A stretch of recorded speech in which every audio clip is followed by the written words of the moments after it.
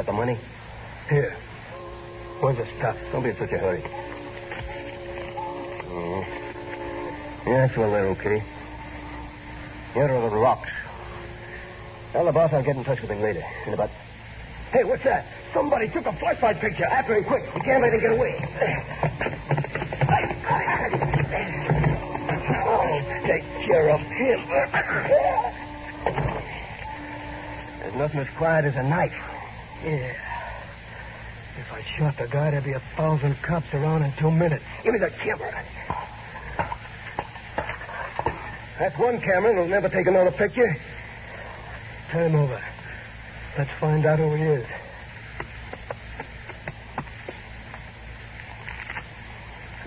He works for a newspaper. His name's Grant. What'll we do? Take his wallet and his dough. When the cops find him, they'll think somebody tried to hold him up. Yeah, good idea. I'll take that busted camera with me and burn it up. Yeah, that'll give the cops something to chew on, too. This is Steve Granger, private detective, with a story about a cute little redhead and the cute little mess of mayhem and murder she was involved in. In just a moment, I'll take you back to one of my most interesting cases.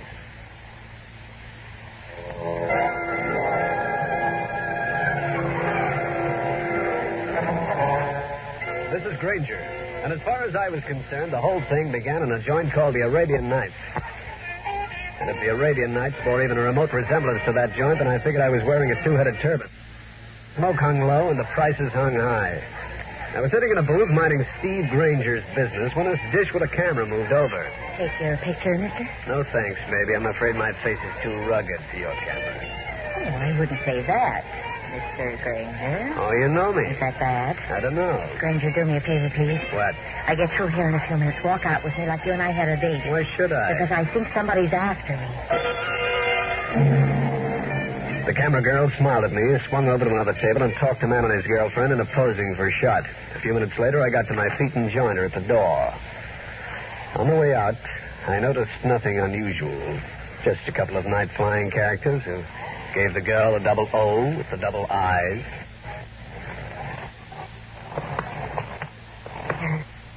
You're a big favor, Granger.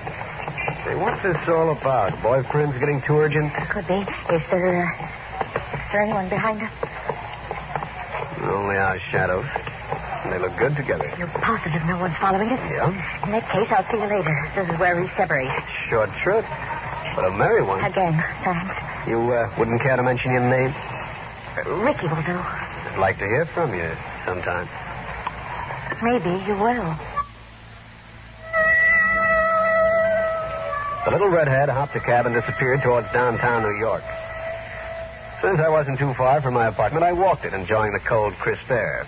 I just got inside my place when things started happening. Hello? Steve Granger? Yeah? Still interested in camera girls? If they're redheaded, why not? Come on over. I'm at home. 1185 West 1st Street, apartment 1J. Is there a reason for this invitation? There is. A man. He's been watching my place. I cabbed it over to Ricky's address, but stopped a block away, got out and started walking. As I came abreast of her building, I could see the spotter, huddled in a doorway across the street. I moved over.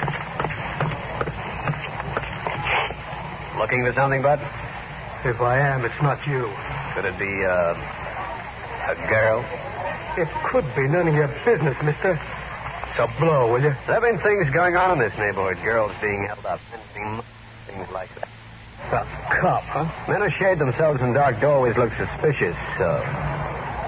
If you get what I mean. Maybe I just stopped to light my pipe. Oh. In that case, have a match. Thanks. Got anything else to say? I just remembered a date. Good for you, and it better be...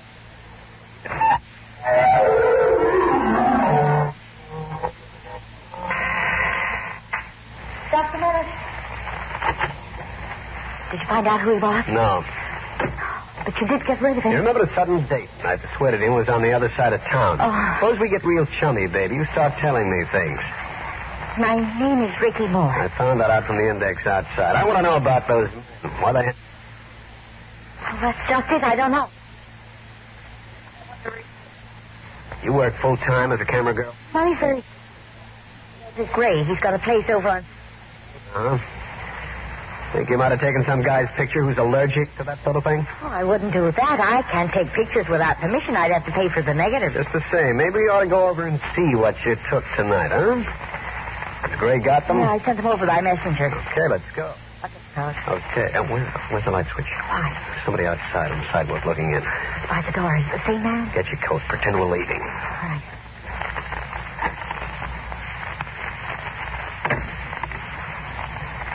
Now what? You stay here. I'm going outside and ask that character a few embarrassing questions. All right. Go back inside. Don't turn on any lights and wait for me.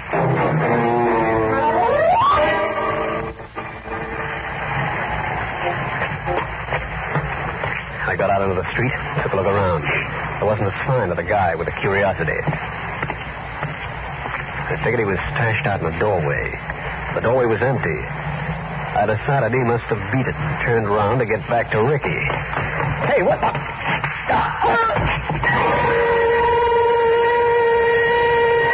I was hit hard enough to flatten my arches. I sagged to the sidewalk while the entire constellation passed in review, comets and all. I'll continue with this interesting story in a minute.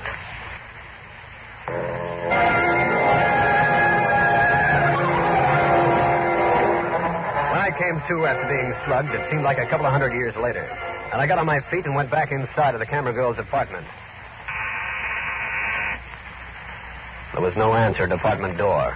And this was one time when I wanted one. I unsnapped my pocket knife. I reached inside, flipped the light switch, and looked around. The girl was gone. She could have left of her own volition. Or the man who'd slugged me could have taken her away by force. I looked up her boss's address in the phone book and went over. I wanted to look at the picture she'd taken. And her boss, Mr. Frederick Gray, was very obliging. You see, Granger, these negatives are just the ordinary snaps of people in nightclubs. Yeah. Nothing there. For your information, Mr. Gray, Miss Moore has disappeared. And there was a guy watching her apartment. Oh, it might have been a personal thing, surely. Ricky might have a boyfriend. They could have quarreled. You know how those things are. This guy didn't act like a boyfriend. Besides, you didn't know him. I don't know. If something has happened to Miss Moore, it would be unfortunate. Yeah. Most unfortunate. I left the office, moved down the hallways, then tiptoed back, just in case the photographer was playing tricks. Listening at his door, I recognized the whir of a telephone dial, and a moment later heard his voice. Listen, there's a private detective named Granger looking for her. Yes, of course I want to meet you. Where? Very well, 20 minutes.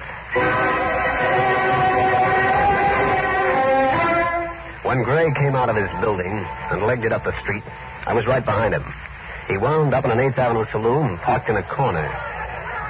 This was the sort of place you could wear your hat in a booth, so I pulled mine down over my eyes as I slipped into the one next to Gray. He was joined by the same man I'd seen watching Ricky Moore's apartment earlier. The two men kept the talk confidential. I pinned my ears back. Here is the dough in this envelope. Fine. But I want to count it. You don't trust me? Yes, it's all here. Thanks. What are you so nervous about? That crummy private eye? Yeah, he's very alert. I think he suspects something. Were you watching Ricky's place? Yeah. I don't take chances. Now, did you take care of that little chore? Yes, I destroyed the negative. And now that our business is finished, I'll say good night. You wouldn't be pulling a fast switch, would you? You're being silly. Yeah. I'm being so silly, I'm going to walk you over to your place. But listen... That way we'll make sure. If it's okay, you're okay. But listen, will you... If not, don't do that. The character made a motion of drawing a finger across his throat, and Gray's nervousness climbed up to the shaky stage. I left the 8th Avenue joint and went back to Gray's building. I walked around outside, wondering if I should go up or not. After a while, I got that feeling that something had gone wrong. So I walked into the building and up to Frederick Gray's place. The hallway lights glowed with a yellow color that added an eerie touch to the whole thing. The lights were on in his office. The place was deserted, and I wondered how Frederick Gray and the other man had done the duck act so quickly. Then I saw it. On the floor, a couple of stains, reddish and fresh-looking. These stains, I knew, couldn't be photographic chemicals.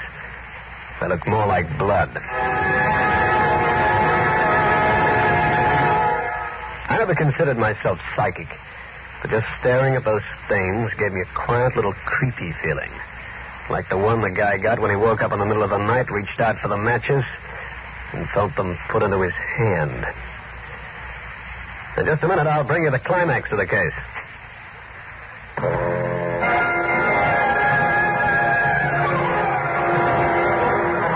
I stood there in Frederick Gray's photographic studio. I was looking at the fresh stains on the floor so hard I got a crick in my neck. So it took me a little while to turn it when I heard the door behind me open. Who are you? I could ask the same question, fella. What are you doing in here this time of night? Oh, I work here. I'm Mr. Gray's darkroom technician. I develop the pictures the girls take. I see. Did you see Mr. Gray come in a little while ago? Why, yes. Was there a man with him wearing a gray suit? Yeah. Was there an argument? Did you hear him fighting or anything like that? I don't know, sir. I just popped in and popped out, but, well, I think they walked down the hall. Did you develop the pictures Ricky Moore took tonight? Well, not all of them. The ones she took at the Arabian Nights were developed by Mr. Gray himself. Oh. You haven't seen Miss Moore tonight? No, sir. You see, I spend most of my time in the darkroom. I like it there. Oh, great. I beat it out of there and called in my pal, Cal Hendricks. He kept real newspaperman's hours. Was pretty good about giving out with information. Always provided he got first option on any news story. Well, Steve, at this hour of the night, you should be ornamenting a ringside table at one of 52nd Street's bistro. I know. What do you know about Frederick Gray? He's a photographer. He operates a photo syndicate around the night spots, has full girls working for him. Yeah? For 8 times what they're worth, these girls will snap you in any sort of incriminating poses. That I know. But could he work a racket along with it? Everybody has larceny in their hearts. Skip the philosophy.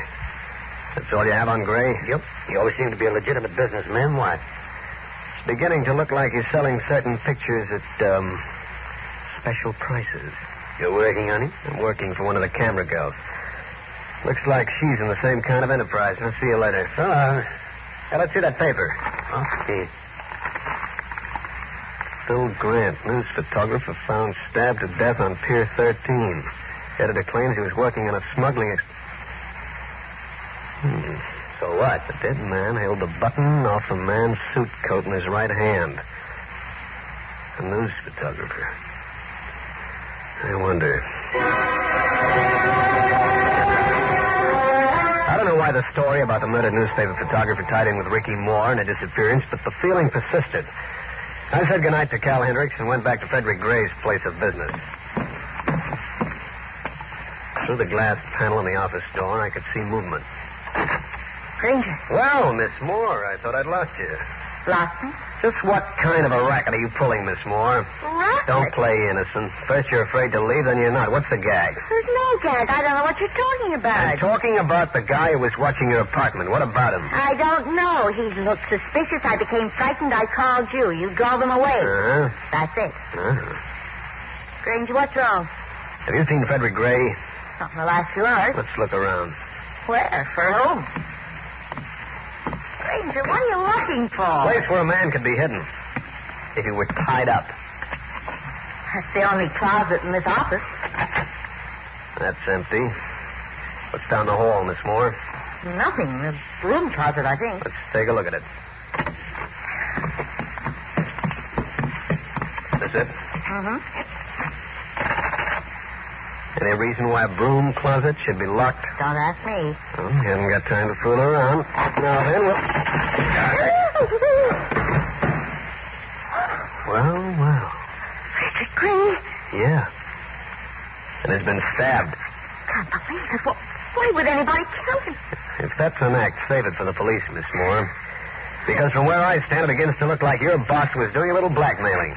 Can't believe that. He met a guy a while ago in a saloon. They came up here. After the guy had given your boss some money. You know the man? I do. He's the same guy who was watching your apartment. Now, what's the connection, Miss Moore? Where do you fit in? Don't know. By the way, do you know any newspaper photographers? Paper photography? Say one named Grant. Grant. What's wrong, Miss Moore? You know him. No. No, I've never heard of him. I know that Ricky Moore was keeping things from me. One of them being the fact that she knew the dead photographer. After the cops finished with us, I told her to go home and stay there. I drifted back to the Arabian Nights. The girl with an upswept hairdo and a down-swept evening gown was running her hands over the keyboard of a piano. I wedged myself into a spot at the bar. Out of the corner of my eye, I could see the owner, Clint Karen, start over. Well, Granger, how you feeling? The camera girl tried to snap me a couple of hours ago. And you wind up walking out with her. Why was that? Know her? Do I walk out with strangers? I'd like to talk to you about it, Granger. Dark talk? Not here. My office. Okay. Here we are. Sit down, Granger. Thanks. That girl, that Ricky Moore. Just how well do you know her? Just casually. What's the beef, Clint? I don't know exactly, but I smell swindle. Oh? Yeah, I've been waiting for her to come back. I think her pictures are getting high price. I know where she lives. I know she's a camera girl, period. Guess I counted on you too heavily. If I come up with anything, I'll let you know. Fine, Granger. See you later. Oh, not that door, pal. Take this one here. Oh? Where's this one lead to? Out the alleyway. That way you won't have to fight that crowd inside. Thanks.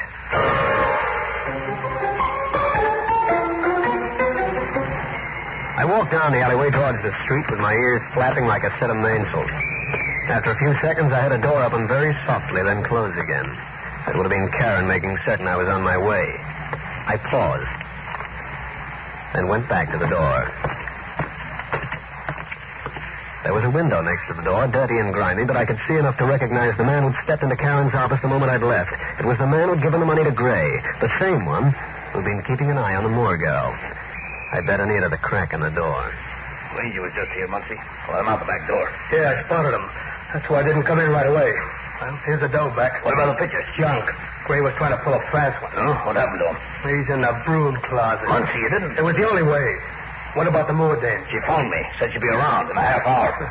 Yeah, but not for long. I got out of the alley and grabbed a cab out to the Moore girl's apartment. But I was too late. The place was deserted. I moved around looking for something that could give me a lead on just who she actually was. I opened a desk drawer and found 3 lipsticks. Thought it was a strange place for a woman to keep her kiss lacquer. Then I made a closer examination. They only looked like lipsticks. They served an entirely different purpose. I beat it back down to the Arabian Nights, hoping the inmates hadn't folded their tents because it was getting to be dawn.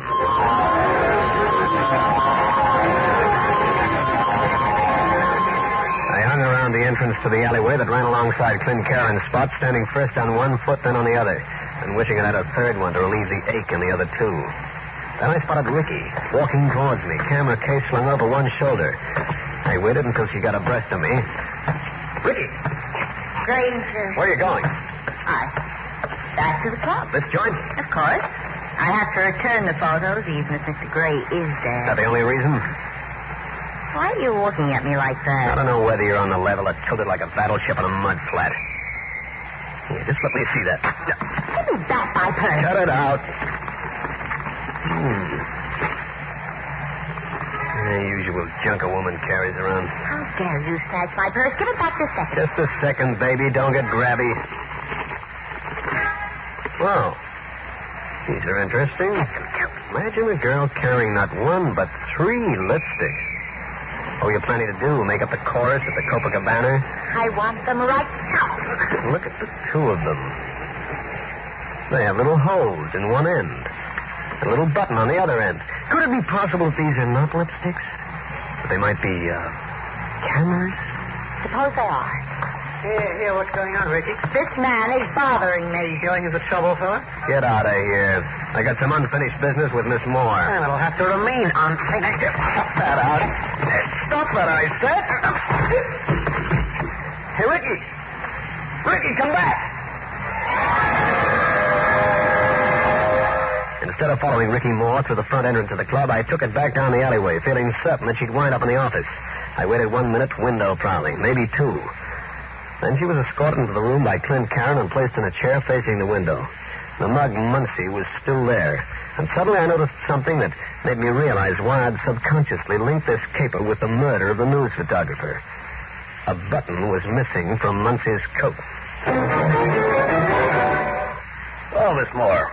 I've been waiting for you. I don't understand, Mr. Karen. Is there something wrong? No, Miss Moore, you don't have to pretend any longer. I've known for some time that you work for the news. The news? Please, Muncie trailed you there when you made your last report.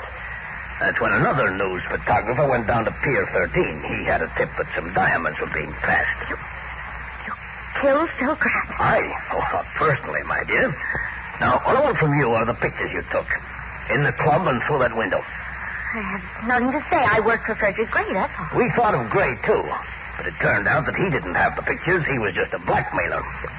Killed him, too? There's too much talk about nothing. The pictures, please. I haven't got any pictures. Muncie, perhaps you'd better persuade the young lady. Sure, why not? I've used it twice before. 3 times lucky, huh? Let me go. No, you don't. Get away from me! All right, two-dropper. Granger. You, Karen, stand still. Come over here, Ricky. All right. I don't think Miss Moore has the pictures, Karen, because I've got them. And a couple of lipstick cameras I swiped out of her apartment. Muncie. All right, Granger, look out! Now you'll have to throw that thing left-handed for a while. Why, you...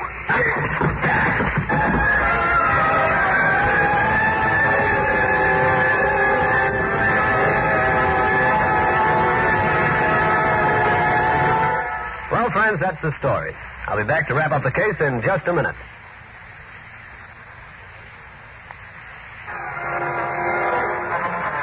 Clint Karen hit the floor with a sore chin as his pal Muncie nursed a wounded arm.